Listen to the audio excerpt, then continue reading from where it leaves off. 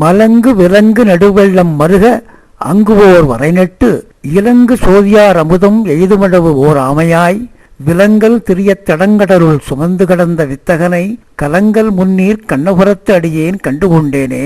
அதாவது மந்தாரமலையை தாங்கிக் கொண்டு பால்கடலில் ஆமையாய் அமிர்தம் கடைந்த பெருமாளை திருக்கண்ணபுரத்தில் கண்டுகொண்டு மகிழ்ந்தேனே என திருமங்கையாழ்வார் பெரிய திருமொழியில் கொண்டாடுகிறார். மகாவிஷ்ணு கூர்மாவதாரம் எடுத்த விஷயத்தை சற்றே இங்கே அனுபவிக்கலாம் வாருங்கள்.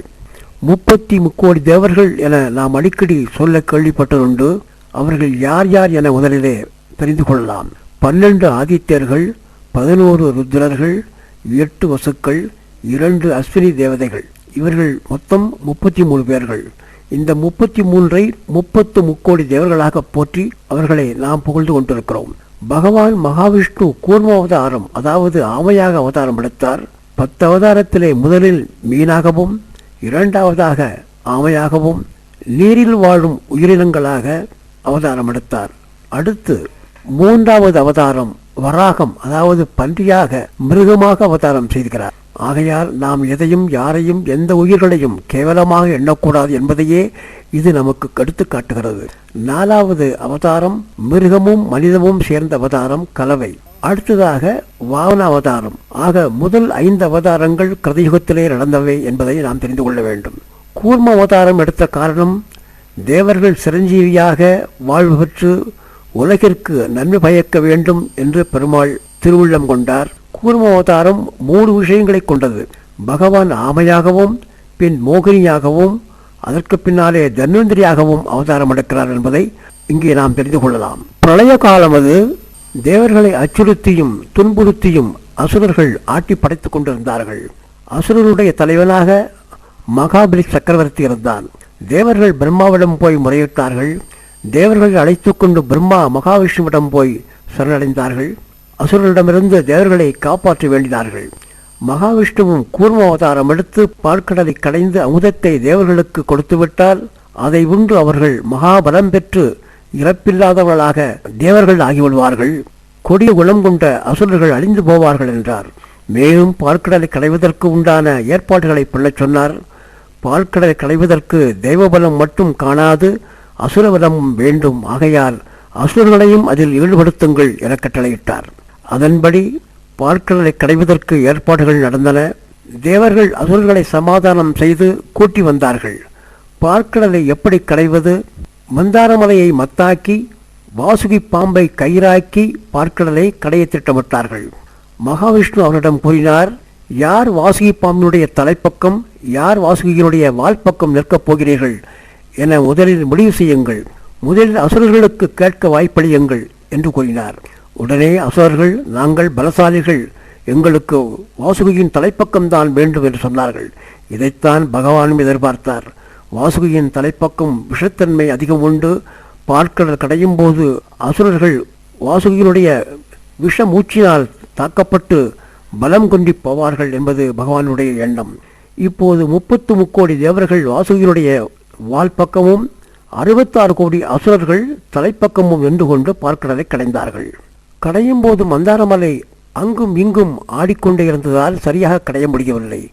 அப்போது பகவான் கூர்மாவதாரம் எடுத்து ஆமையாக உருமாறி ஆழ்கடல் சென்று மந்தாரமலையை தன் முதுகிலே தாங்கிக் கொண்டார். இப்போது பாற்கடலை கடைந்தார்கள்.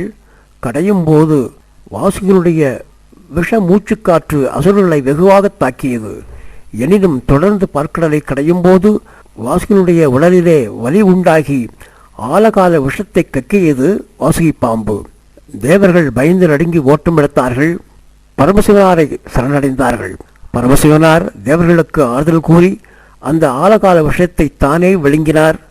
அது கழுத்து கண்டத்திலே போய் நின்றது. அதனாலேயே நீலகண்டன் என சிவன் பெயர் பெற்றார். பின் தொடர்ந்து பாற்கடலை கடைந்தார்கள். முதலில் பாற்கடலிலிருந்து வெளிப்பட்டது காமதேனு என்னும் பசு.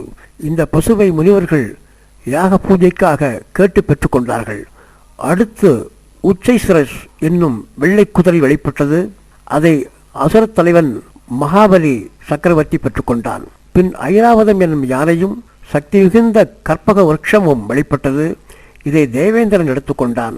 அடுத்து மாதா மகாலட்சுமி பாற்கடலிலிருந்து வெளிப்பட்டாள். திருமாலுக்கு மாலை அணிவித்து மனம் கொண்டாள். திருமாலும் மகாலட்சுமியை தனது மார்பிலே இடம் கொடுத்து அமரச் செய்தார். பின் அப்சர ஸ்திரீகள் வெளிப்பட்டார்கள். அடுத்து வாரணி தேவி தோன்றினாள். அவளை அசுரர்கள் ஏற்றுக்கொண்டார்கள். கடைசியாக அமிர்தம் நிறைந்த தங்க கலசத்தை ஏந்திக் கொண்டு தன்வந்திரி பெருமாள் பார்க்கடலிலிருந்து அவதாரமானார். உடனே அமிர்த கலசத்தை அசுரர்கள் பறித்து கொண்டு விட்டார்கள்.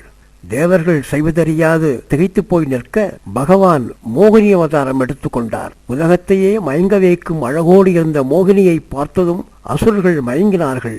உடனே மோகினியானவள் அந்த அமிர்த கலசத்தை தன்னிடம் கொடுக்கச் சொல்லி வாங்கிக் கொண்டாள். இந்த அமிர்தத்தை எல்லோருக்கும் தான் பகிர்ந்து அளிப்பதாக உறுதி கூறினாள். அதன்படி தேவர்களும் அசுரர்களும் வரிசையாக அமர்ந்தார்கள். முதலில் தேவர்களுக்கு அமிர்தத்தை பரிமாறினாள் மோகினி. அப்போது அசுர வரிசையில் இருந்த ராகவும் கேதுவும் சந்தேகப்பட்டு தனக்கு எங்கே அமிர்தம் கிடைக்காமல் போய்விடுமோ என எண்ணி உருமாறி தேவர்களுடைய வரிசையிலே வந்து அமர்ந்து கொண்டு அமிர்தத்தை வாங்கி அறிந்துவிட்டார்கள். இதனை கண்ணுற்ற சூரியன் சந்திரன் இருவரும் பெருமாளிடத்திலே இந்த விஷயத்தை கூற பெருமாள் கோபம் கொண்டு அவர்களது தலையை சக்கராயுதத்தால் அரித்தறிந்தார். அமிர்தம் உண்டிருப்பதால் அவர்கள் உயிர் பெற்று எழுந்தார்கள். பிரம்மா அவர்களது இருவரின் தலைகளையும் கிரகங்களாக மாற்றினார். கேதுவுக்கு மனித உடலும் பாம்பு தலையும், ராகுவுக்கு மனித தலையும் பாம்பு உடலும் அமைந்திருந்தன. இப்படித்தான் தங்களை கொடுத்த சூரியனையும் சந்திரனையும் ராகு கேதுக்கள் கிரகணம் என்னும் பெயரிலே விழுங்குவதற்கு காரணம் என புராண செய்திகள் நமக்கு கூறுகின்றன. அமிர்தத்தை முழுவதுமாக தேவர்களுக்கு அளித்துவிட்டு மோகினி எங்கிருந்து மறைந்து போனாள் என புராணம் நமக்கு தெரிவிக்கிறது. ஜெகன்மாதா மகாலட்சுமியையும் தன்வந்திரி பெருமாளையும் நமக்கு பெற்றுக் கொடுத்த கூர்ம அவதார ஜெயந்தியை கொண்டாடி மகிழ்வோம்.